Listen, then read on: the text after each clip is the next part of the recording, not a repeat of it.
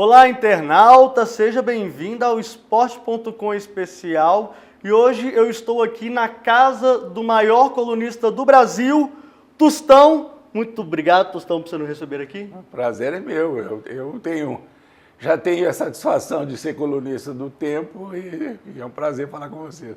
E o Tostão vai lançar um livro sensacional que ele escreveu nos últimos 2 anos, contando histórias do futebol, algumas coisas sobre tática e técnica também, mas é um livro que ele conta a história desde quando ele começou lá no bairro Lagoinha, lá no condomínio API, e está aqui, Tempos Vividos, Sonhados e Perdidos, um olhar sobre o futebol. Tostão, e aí, o livro que você está fazendo, que você fez, que você vai lançar, conte mais sobre ele pra gente. Primeiro eu até falo no livro do início que eu dou uma explicação que o tempo perdido não é que eu perdi tempo no futebol, pelo contrário. O tempo perdido são tempos imaginários que ficaram aí perdidos que a gente às vezes passa por eles, imagina e volta à realidade. Tudo. Mas o livro é uma síntese aí do futebol nos últimos 60 anos, de acordo com o meu olhar sobre o futebol. Né? Então, eu conto na primeira pessoa, desde menino, quando eu comecei a entender, a ver futebol, entender de futebol, e vou fazendo aí uma associação de ideias. O livro segue de acordo com o tempo vai passando, eu vou contando as coisas até chegar ao momento atual. E passa também por tempo que eu fiquei fora do futebol. Uhum. Eu fui médico, né? Trabalhei como médico durante muito tempo. E como eu vi o futebol e ao mesmo tempo a minha vida de médico ali, dou uma pincelada sobre isso. Depois conto a volta ao futebol e eu hoje sou colunista aí de jornais. Tostão, e você no início, quando você planejou fazer o livro, você tinha pensado um pouquinho mais da parte tática e técnica do futebol, mas você desistiu um pouco dessa ideia, né? E você foi para outro caminho, né? Exatamente. Porque quando acabou a Copa, né? Aí eu comecei a pensar, escrever um livro e que tivesse um pouco assim também de explicar, tentar explicar o 7-1, tentar explicar o momento atual do futebol brasileiro. Então, a ideia inicial era essa. Depois eu percebi que ia ser uma coisa muito meio enfadonha, você ficar falando de detalhes técnicos, pouca gente interessa por isso. E isso foi incorporado no livro, mas assim como se fosse uma sequência progressiva, desde criança, do futebol que se jogava no Brasil, no mundo, e vou passando até chegar ao momento atual. E tem um capítulo que eu falo, que é o penúltimo, que eu coloquei o nome, não foi por acaso, que aí eu faço uma síntese da maneira de jogar das equipes, não só no Brasil, na Europa, até o momento atual, mostrando, comentando e fazendo uma crítica ao que aconteceu no futebol brasileiro nos últimos tempos. E você teve uma ajuda do Juca Kfouri, né? Seu amigo pessoal, e seu colega de trabalho também, para poder fazer esse material, né? O Juca escreveu um capítulo, né? Que é o capítulo... Porque quando eu fui chegando no final do livro, eu pensei assim, agora eu tenho que fazer uma síntese sobre o mundo do futebol do ponto de vista dos dirigentes, do negócio, futebol, o que aconteceu no Brasil, na FIFA, tanta coisa aconteceu. Aí temos aí um ex-presidente da CBF preso lá nos Estados Unidos. Aí eu pensei assim, ninguém melhor do que o Juca para falar disso, porque o Juca é um jornalista investigativo, conhece profundamente essa parte, detalhes de tudo, é um crítico duro há muito tempo, né, desse mundo do futebol. Então ele escreve um capítulo e tem um outro capítulo que é escrito também por um médico, que foi o meu médico que operou, o Dr. Roberto Dallabori, que me operou nos Estados Unidos, na época eu tive descolamento de retina, que me obrigou a parar de jogar. O Dr. Roberto escreveu uma coisa distraidamente, só por deleite, ali, por prazer, escreveu um capítulo da experiência dele na época da Copa de 70, porque ele passou a acompanhar todos os jogos por causa do meu problema no olho. Então ele conta de uma maneira muito deliciosa passagens a experiência dele como um médico que gostava no futebol, morava nos Estados Unidos e de repente virou lá um convidado da época CBD para assistir todos os jogos. Então ele chegava na concentração, lá, dormia lá, assistia o jogo e voltava para os Estados Unidos. Então é muito interessante o capítulo que ele escreveu. E você também fala com muito carinho das histórias que você, lógico, teve no futebol, mas também de duas equipes da qual, lógico, você marcou mais. Foi o Cruzeiro de 66 e também a Seleção Brasileira de 1970, tricampeão do mundo, na qual você fazia parte daquele timaço histórico, na minha opinião, a maior seleção, não só brasileira, mas o maior time de futebol de todos os tempos. Como foi para você, Tostão, escrever, viver e tentar entender o que aconteceu com essas duas equipes?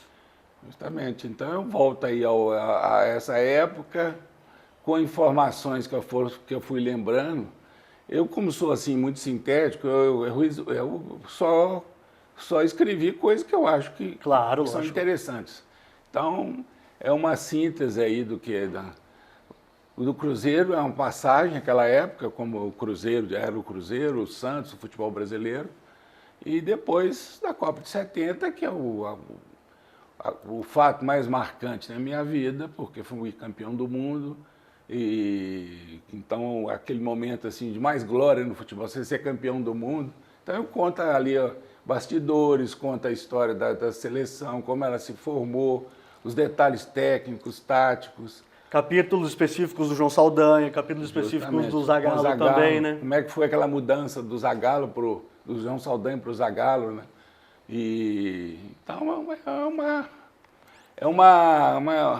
são tempos que vão uma coisa completando a outra, e eu vou fazendo essa associação aí de ideias de todos esses 60 anos do futebol e uma análise técnica sobre o futebol.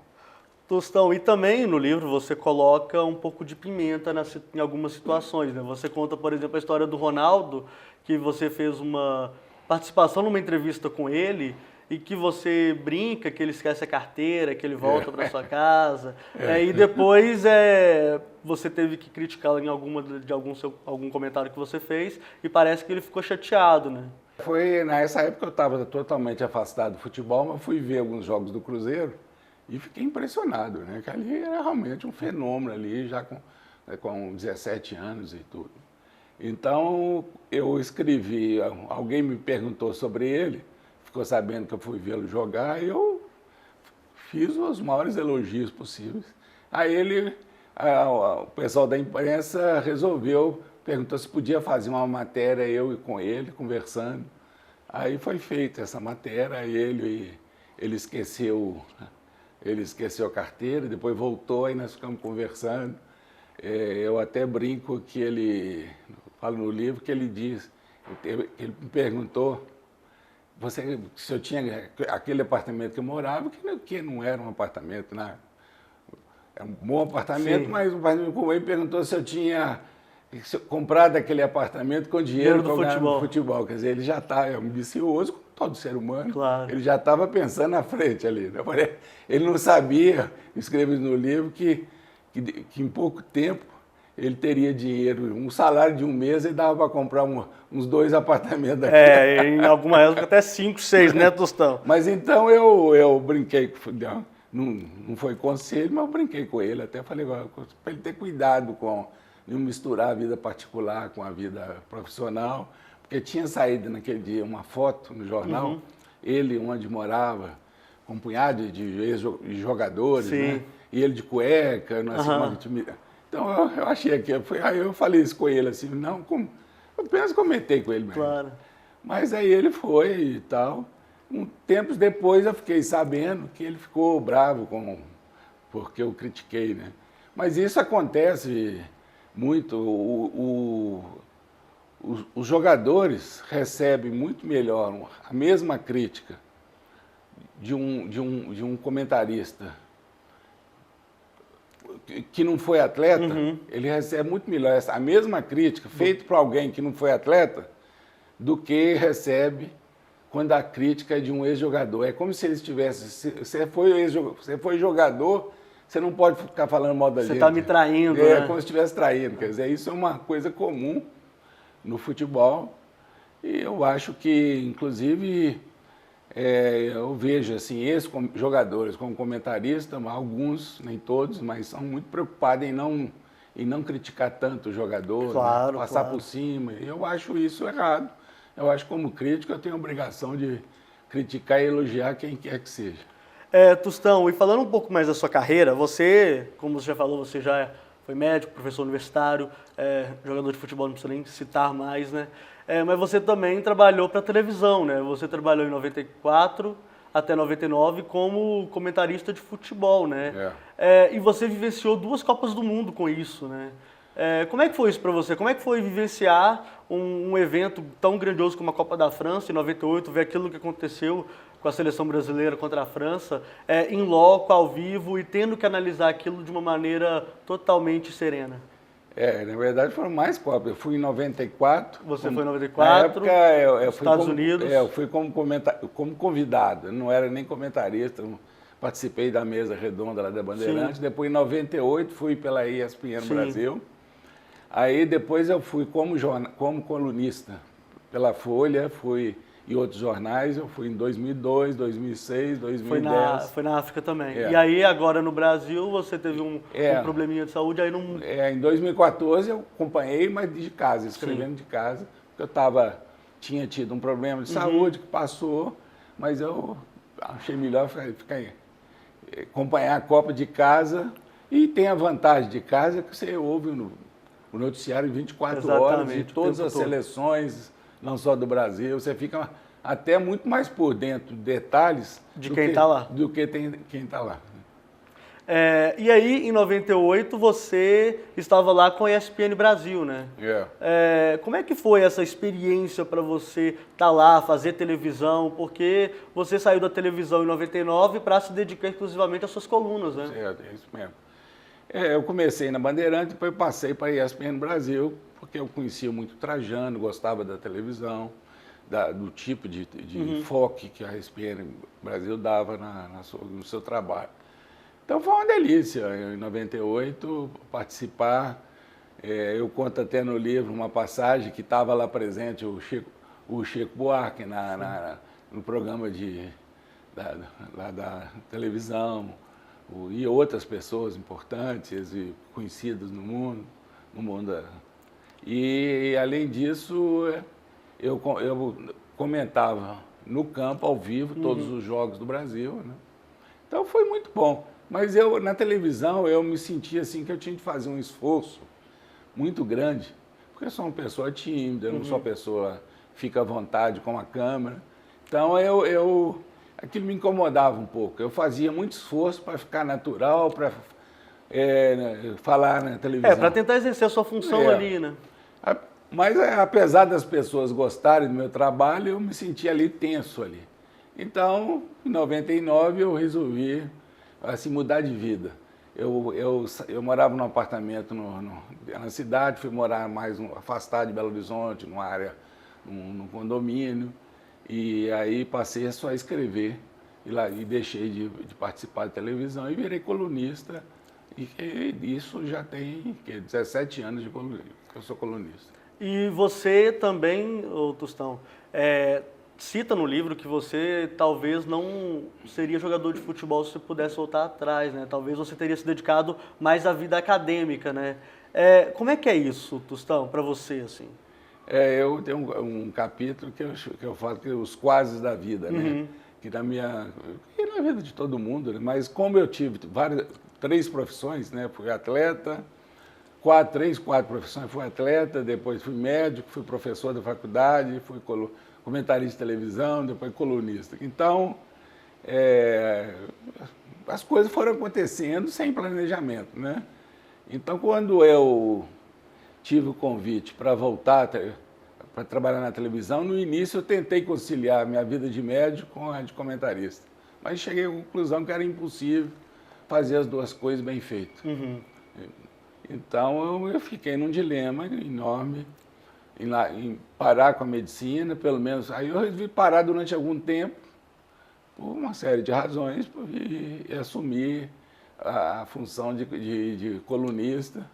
E eu gostava muito de ser médico, tenho saudade, tinha um prazer enorme, principalmente meu trabalho diário com os alunos, porque além dos 6 anos da faculdade, eu trabalhei aí durante uns 15 anos como médico, e meu trabalho era todo no hospital da faculdade, né? Então eu atendia os pacientes e ensinava ao mesmo tempo. Isso me dava muita satisfação, né? E tenho saudade dessa época, mas também tinha saudade do futebol. Então eu acho que a gente pode gostar de várias coisas, e eu tive a chance de exercer várias atividades, isso me deu muito prazer. Ah, isso é ótimo, né, Tostão? E é claro que o seu livro teve um peso muito grande por ter sido pós o 7-1 da seleção brasileira aqui em Belo Horizonte, no Mineirão, para a Alemanha. Eu confesso que quando eu estava no estádio, eu estava lá fazendo a cobertura para o Jornal Tempo, vi que a coisa realmente saiu do controle. O negócio foi um negócio totalmente... você cita que a palavra atípica, mas a coisa ficou muito tensa mesmo. Foi né? tensa, desastrosa. Desastrosa foi mesmo. o maior acontecimento do futebol em todos os tempos, porque o Brasil é o país mais conhecido no mundo pelo futebol. Quer dizer, dentro de casa, numa Copa do Mundo, perder de 7-1 é uma coisa... É absurda. Absurda, inacreditável, né? Então isso foi muito marcante, né? Marcante e... Vai ter muito... Então depois dali eu pensei em escrever alguma coisa contando a origem de tudo isso, e aí que nasceu a ideia do livro, mas depois eu fui misturando com outras coisas. Sim, você foi colocando várias coisas. E hoje, você coloca isso muito bem nas suas colunas, você vê um distanciamento muito grande do futebol europeu, tanto na parte organizacional, tanto na parte tática, em relação ao nosso futebol, o futebol brasileiro. Você acha que em algum dia nós vamos conseguir voltar ao nível, por exemplo, não dá para negar, do time de 2002, da equipe de 98 mesmo, da equipe de 82, da seleção de 70, na qual você foi um dos grandes craques? Eu acho que nós estamos em processo de reconstrução. Eu estou otimista que as coisas vão melhorar. Porque elas chegaram quase no fundo do poço, com 7-1, praticamente no fundo do poço, quer dizer, uma queda. Não foi por acaso. O 7-1, evidentemente, que foi um resultado atípico, porque 7-1, dentro de uma Copa do Mundo, dentro do Brasil, é uma coisa absurda. Mas ela foi um resultado simbólico, que representava a queda do nosso futebol. E isso eu falo muito no livro, que eu aprofundo nisso, as origens disso tudo. E tem tantas causas, né? É uma coisa que está fora de campo, dentro de campo, a maneira de jogar, a organização, é tudo, né? As relações que existem profissionais. Então, há uma tentativa agora de melhorar, desde o ponto de vista dentro de campo, principalmente dentro de campo. Os técnicos brasileiros acordaram para a realidade e começaram a mudar. Isso começou, inclusive, com o Tite, antes da Copa de 2014, quando era técnico do Corinthians, e continua, depois de 2014, os técnicos começaram a perceber, os técnicos que gostavam de criticar, eles ficavam bravos quando alguém criticava de que eles estavam desatualizados. Agora não, eles estão viajando para a Europa, estão fazendo curso, estão adquirindo mais conhecimento, estão mudando o comportamento, a maneira das equipes jogarem. Realmente, então está havendo uma reação, né? Isso está começando a aparecer mais jogadores. Nós ficamos aí um período aí com poucos jogadores excepcionais, quer dizer. Você vai até analisar que entre a Copa de 2010 e a Copa de 2014, basicamente você só vê a maturação do Neymar, não aparece mais ninguém. Antes da Copa, você pegar, por exemplo, o Brasil sempre tinha, se você pegava uma lista de os 20, 30 melhores jogadores do mundo, o Brasil sempre tinha 5, 6, 7. Verdade. Né? E de uns tempos para cá, só o Neymar. Né? Mas agora está melhorando, né? Tem jogadores evoluindo, crescendo, estão aparecendo novos jogadores. Quer dizer, eu vejo que as coisas vão melhorar, o futebol brasileiro vai melhorar. E do ponto de vista de organização, né, chegou ao pior, né? As relações promíscuas que atrapalharam muito o futebol brasileiro culminando aí com a prisão de um presidente da CBF, né, isso chegou também a um limite insuportável. Com certeza. Então chegou um ponto que eles falaram, se nós não melhorarmos, os dirigentes estão pensando assim, né? Se nós não fizermos um pouco diferente, a coisa não tem jeito. Então eles também, apesar de ainda haver muita coisa errada no futebol, eles estão começando a acordar para isso, né? Tratando, inclusive, profissionais para dirigir o futebol. Quer dizer, está havendo uma tentativa de recuperação, né? Agora, essa recuperação, o ideal seria que houvesse, por exemplo, uma mudança estrutural radical mesmo, né? Acabar com essa relação promíscua que existe da CBF com os clubes, com as federações, e entrar profissionais independentes, né, para dirigir o futebol brasileiro. Esse que é o caminho, mas isso ainda leva tempo, não tem jeito de fazer de uma hora para outra. Tem que querer muito, né, Tostão? É. Então é isso. Obrigado, Tostão, por nos receber aqui. É um prazer falar com você. Lembrando a todos que o livro do Tostão, Tempos Vividos, Sonhados e Perdidos, um olhar sobre o futebol, estará disponível nas maiores livrarias do país ao preço de R$ 39,90 e o e-book, para quem tem preguiça de comprar livros de papel, R$ 27,90, ok? Um grande abraço e até a próxima.